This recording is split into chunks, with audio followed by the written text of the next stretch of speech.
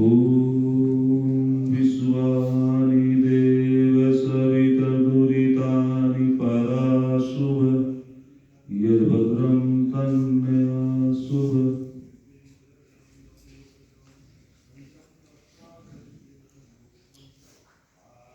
हमारे सभी आचार्यगण और गुरुकुल पौधा में समस्त ब्रह्मचारी बड़ी ही श्रद्धा से अभियत संपन्न हुआ है। आचार्य जी हैं, आचार्य धनंजय जी, आचार्य चंद्रभूषण जी और समस्त हमारे ब्रह्मचारीगण बहुत ही परिश्रम अध्ययन करते हैं। मैं पिछले दिन दिल्ली यूनिवर्सिटी में गया तो हमारे गुरुजी हैं वहाँ, डॉक्टर भारतेंदु पांडे प्रोफेसर हैं वहाँ।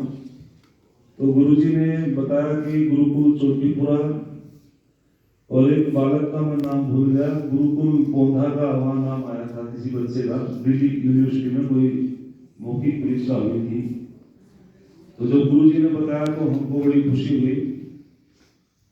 तो डॉक्टर भारतेंदु पांडे जी ने इन दोनों गुरुकुलों की बड़ी प्रशंसा की।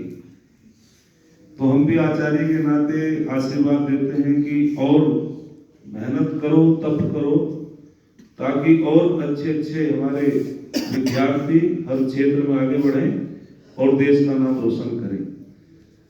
आपके बीच में मैं थोड़ी सी बातें रखता हूं। पूरे भारतवर्ष में मकर संक्रांति का पर्व मनाया गया और हम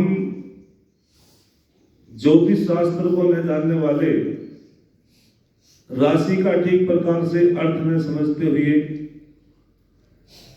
कुछ लोग भ्रमित कर देते हैं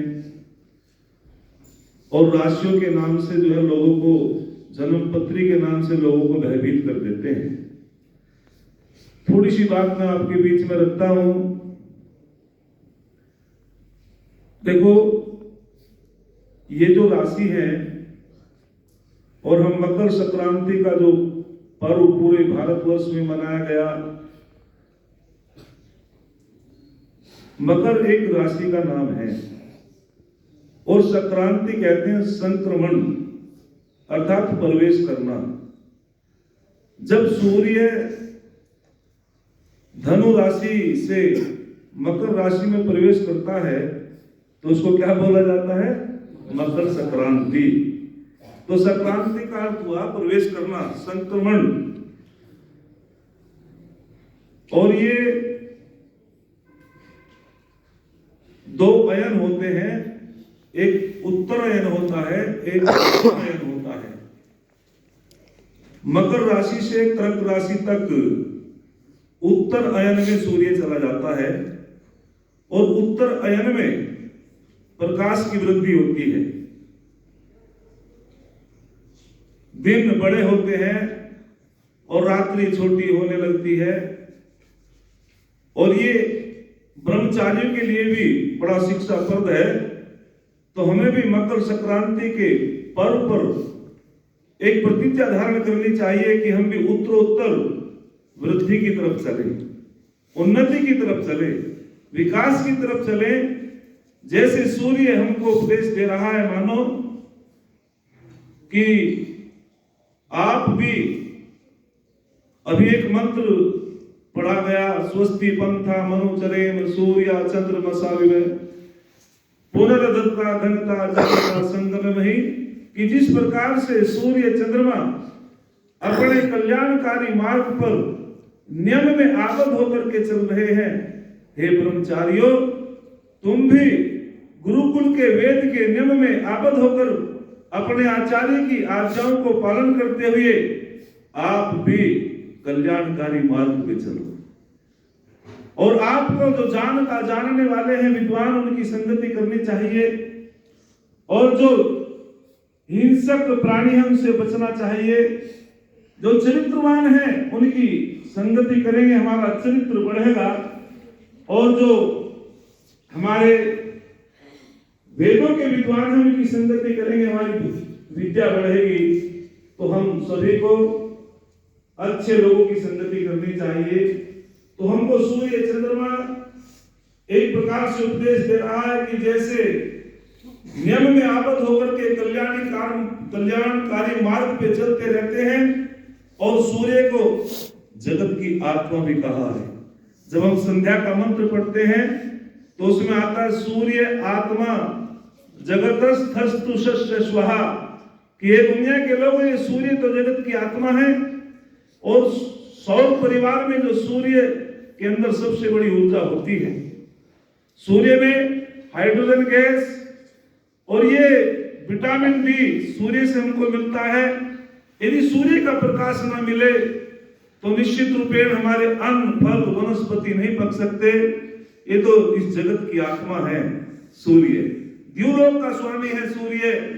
तो मैं आपके बीच में जो बता रहा कि ये जो मकर संक्रांति, मकर राशि से और कर्क राशि तक ये 6 महीने 6 राशियों में जो है उत्तर अयन होता है, और कर्क राशि से और मकर राशि तक ये 6 राशियों में बटा हुआ ये दक्षिण अयन में सूर्य होता है।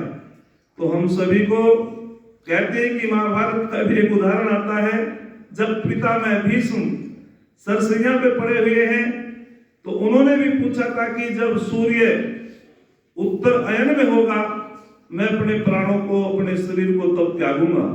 उनका अर्थ भी यही था कि मैं भी प्रकाश की तरफ जाना चाहता हूं, अंधकार से बचना चाहता हूं। तो हम सभी को ये समझना चाहिए, राशि जो फल होता है, एक गोला होता है, उसको कितने डिग्रियों में बांटा जाता है। जो एक गोला होता है पूरा का पूरा व्यास, तो उसको 360 डिग्री में बताया गया है। और उस गोले को यदि 30 भागों में बांट दिया जाए, 12 भागों में बांट दिया जाए तो वो एक 30 डिग्री का माना जाता है। इसको जो 12 भागों में बांटा गया है, एक गोले को, एक व्यास को, तो वहां 30 दिन या 1 महीना हो जाता है। और ज्योतिष शास्त्र में उसको राशि का नाम दिया गया है। ज्योतिष में उसे क्या कहा गया? राशि। एक वर्गीकरण है, एक समय का वर्गीकरण है। और यदि उस राशि को हम देख करके कहते हैं कि आपकी एक राशि के लोग जो हैं बड़े बुद्धिमान होते हैं, उसी राशि का व्यक्ति बड़ा मूर्ख होता है। राम की मर्यादा पुरुषोत्तम राम की भी वही राशि थी, और रावण की भी वही राशि थी, कंस की भी वही राशि थी, श्री कृष्ण महाराज की भी वही राशि थी। तो मैं इतना उपदेश देना चाहता हूं, आप ब्रह्मचारी हैं, वेद का अध्ययन कर रहे हैं, जहां भी इस प्रकार का विश्वास पाखंड हो वहां जाकर के हमारा सबका कर्तव्य समझाने का है। अरे अपने कर्म फल पे ध्यान दो, राशि का प्रभाव तो सब पे बराबर होगा। और ये राशि तो एक समय का वर्गीकरण है जो आपको मैंने बताया। तो हम सभी, एक उदाहरण देकर के अपनी वाणी को विराम दूंगा। एक बार यमुनानगर ओम प्रकाश वर्मा जी, जो बहुत ही बड़े भजनोपदेशक, और बिहारीलाल शास्त्री जी, उनका कार्यक्रम बंबई था। और जब वे आर्य समाज में गए, जाकर के उन्होंने अपना प्रवचन किया तो मंत्री जी के यहाँ उनका रुके हुए थे। तो उनकी बेटी उनके लिए जल लाई। तो उन्होंने कहा, बेटी आप आर्य समाज में नहीं गई? तो उन्होंने कहा कि मैं एम में हूं। तो वर्मा जी कहने लगे, भाई इसका मतलब क्या हुआ? शास्त्री जी कहने लगे कि इसका मतलब ये है कि मैं तो बहुत पढ़ी लिखी हूं, मैं क्या करूंगी आर्य समाज मंदिर में। तो उन्होंने कहा कि चलो बेटा ठीक है। फिर उसने कि चाय लोगे? तो वर्मा जी कहने लगे, भाई ये तो पूछ करके ये पूछ रही है, श्रद्धा नहीं है। तो उन्होंने दोनों ने सलाह मिलाई, बोले चलो इसकी हम योग्यता का परिचय अभी देखते हैं। बोले बेटी हाँ चाय पी लेंगे भाई। वो चाय लाई। तो वर्मा जी ने कहा, बेटी अपना हाथ दिखाना। तो उसने जैसे हाथ दिखाया, बोले बेटे बायां हाथ दिखाना। फिर बायां हाथ किया। बोले अच्छा अब के दायां हाथ दिखाओ। बेटी तेरी हस्तरेखा मेरे को बहुत अच्छी अच्छी बातें हैं। तेरी हस्तरेखा बता रही है कि तू तो पीएचडी करेगी, तेरी हस्तरेखा बता रही है तू तो विदेश में तेरी शादी होगी। बोल के कुप्पा हो गई, कहने लगी अच्छा जी पिताजी बोलते तो ऐसा ही है, लेकिन फिर कहा वर्मा जी ने कि बेटी इसमें गड़बड़ है, राहु केतु शनि एक स्थान पर आ गए, ये तो बाधा उत्पन्न कर रहे हैं। बोले जी फिर इसका उपाय क्या है? 7 दिन की उनकी कथा थी। उन्होंने कहा यदि 2 पंडितों को तू श्रद्धा से आम का जूस पिलाए, गर्मी का मौसम था, तो वो बाधा दूर हो सकती है। तो उन्होंने कहा जी मैं कहाँ ढूंढूं, आप भी तो पंडित हो। बोले हाँ कहते तो हमको भी पंडित है। वह बड़ी श्रद्धा के साथ वो आम का जूस लाती थी, थोड़ा सा वो आम का जूस लाती थी और उनको पिलाती थी। और जब उनकी 7 दिन की कथा संपन्न हुई, वो बड़ी खुश हुई। बोले अच्छा पंडित जी बताओ कि वो जो राहु केतु शनि एक स्थान पर बाधा उत्पन्न कर रहे थे, अब तो नहीं कर रहे। और उनको कंबल भी दिया, दक्षिणा भी दी। तो बाबा ओम प्रकाश वर्मा जी ने हमको ये संस्मरण सुनाया था, कई कार्यक्रम हमने उनके सुने, उनके गांव में भी हमारा प्रोग्राम था। तो वर्मा जी से पूछा कि अब तो पंडित जी मेरे जो बाधा उत्पन्न कर रहे थे राहु केतु शनि, अब तो बाधा उत्पन्न नहीं करेंगे, अब तो मेरे जो है मार्ग में बाधा उत्पन्न नहीं होगी, मेरे जीवन को कोई परेशानी तो नहीं होगी, मेरी उन्नति में कोई बाधा तो नहीं होगी। तो वर्मा जी ने कही कि कर ही कब रहे थे, ये करते कब है? राहु केतु शनि इनका प्रकोप ही कब होता है? अरे यदि किसी के शरीर पे एक चींटी चढ़ जाए उसका तो पता चल जाता है, और पृथ्वी जितना बड़ा है शनि, उसका पता नहीं चला। तो इसीलिए हम सबको अंधविश्वास से बचना चाहिए। ये थोड़ी सी बातें आपके बीच में रखी। और ये जो हमारा पर्व है मकर संक्रांति का, ये तिल तिल बढ़ता रहता है सूर्य का प्रकाश। वैसे एक बात बताऊं ना आपको, न सूर्य कभी उदय होता है, न सूर्य कभी बोलो अस्त होता है। न्याय दर्शन के ऋषि कहते हैं, गौतम ऋषि, कि सूर्य न अस्त होता है न कभी उदय होता है। ये तो जो पृथ्वी उसका चक्कर लगाती है, जो 5 मंडलों में हमारा ब्रह्मांड बटा हुआ है, और सबसे छोटे मंडल का नाम चंद्रमंडल है। चंद्रमंडल पृथ्वी की परिक्रमा करता है, पृथ्वी सूर्य मंडल की परिक्रमा करता है, लेकिन सूर्य किसकी परिक्रमा करता है? आकाश गंगा की। और आकाश गंगा किसकी? तो सबसे बड़ा जो मंडल है स्वयं भुव, वो उसकी परिक्रमा करता है। तो 5 मंडलों में पूरा ब्रह्मांड बटा हुआ है।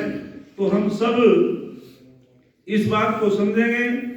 और सूर्य की जो गति है 251 प्रति सेकंड की गति से सूर्य जो है घूमता रहता है। इतना महान, कितनी महान सृष्टि परमपिता परमात्मा ने बनाई है। तो सूर्य एक द्युलोक का स्वामी है, जगत की आत्मा है। तो हम सब परमपिता परमात्मा से प्रार्थना करेंगे कि ईश्वर हमारा जीवन प्रकाशमान हो, हमारे जीवन में सौम्यता हो, हमारे जीवन में चरित्र हो, हम विद्या को प्राप्त करके उत्तरोत्तर उन्नति करते हुए इस देश का, पूरे समाज का विकास करें और वेद का प्रचार प्रसार करें।